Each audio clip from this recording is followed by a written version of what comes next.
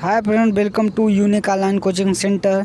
इस वीडियो में हम रामधारी सिंह दिनकर जी के जीवन परिचय के बारे में बात करेंगे। तो आइए हम देखते हैं दिनकर जी का जीवन परिचय। दिनकर जी का जन्म सन 1908 ईस्वी में बिहार के मुंगेर जिले के सिमरिया नामक ग्राम में एक साधारण कृषक परिवार में हुआ था। इनके पिता का नाम श्री रवि सिंह तथा माता का नाम श्रीमती मनरूप देवी था। अल्पायु में ही इनके पिता का देहांत हो गया। इन्होंने पटना विश्वविद्यालय से BA की परीक्षा उत्तीर्ण की और इच्छा होते हुए भी पारिवारिक कारणों से आगे न पढ़ सके और नौकरी में लग गए। कुछ दिनों तक इन्होंने माध्यमिक विद्यालय मोकामा घाट में प्रधानाचार्य के पद पर कार्य किया। फिर सन 1934 ईस्वी में बिहार के सरकारी विभाग में सब रजिस्ट्री की नौकरी की।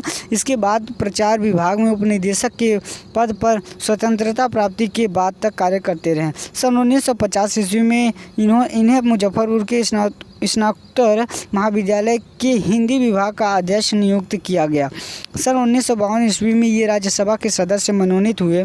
इसके बाद इन्होंने भागलपुर विश्वविद्यालय के कुलपति, भारत सरकार के गृह विभाग में हिंदी सलाहकार, आकाशवाणी के निदेशक के रूप में कार्य किया। सन 1962 ईस्वी में भागलपुर विश्वविद्यालय ने इन्हें डी.लिट की मानद उपाधि प्रदान की। सन 1972 ईस्वी में इनकी काव्य रचना उर्वशी पर इन्हें भारतीय ज्ञानपीठ पुरस्कार से सम्मानित किया गया।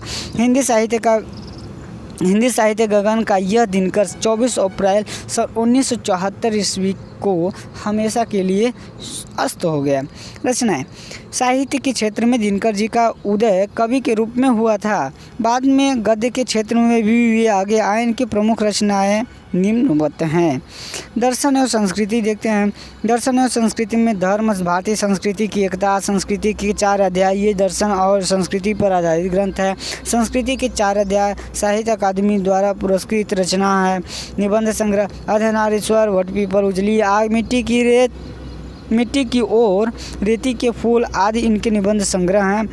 आलोचना ग्रंथ शुद्ध कविता की खोज, इसमें कविता के प्रति शुद्ध और व्यापक दृष्टिकोण व्यक्त हुआ है। यात्रा साहित्य, देश विदेश, बाल साहित्य, मिर्च का मजा, सूरज का ब्याह, काव्य रेणुका, हुकान, रसवंती, कुरुक्षेत्र, सामदेनी, प्राणभंग, प्रथम काव्य रचना उर्वशी महाकाव्य है। रश्मि रथी और परशुराम की प्रतीक्षा खंड काव्य, ये दिनकर जी के राष्ट्र प्रेम और क्रांति की ओजस्वी भावना से पूर्ण काव्य ग्रंथ है। शुद्ध कविता की खोज दिनकर जी की एक आलोचनात्मक ग्रंथ है जिसमें उन्होंने काव्य के संबंध में अपना व्यापक दृष्टिकोण व्यक्त किया है। साहित्य में स्थान। क्रांति का बिगुल बजाने वाले दिनकर जी कवि ही नहीं अपितु एक सफल गद्यकार भी थे। इनकी कृतियों में इनका चिंतक एवं मनीषी रूप प्रतिबिंबित होता है। राष्ट्रीय भावनाओं से संकलित इनकी कृतियाँ हिंदी साहित्य की अमूल्य निधि है जो इन्हें हिंदी साहित्य का दिनकर सिद्ध करती है। तो यहाँ पर हम दिनकर जी का जीवन परिचय के बारे में बात किए हैं।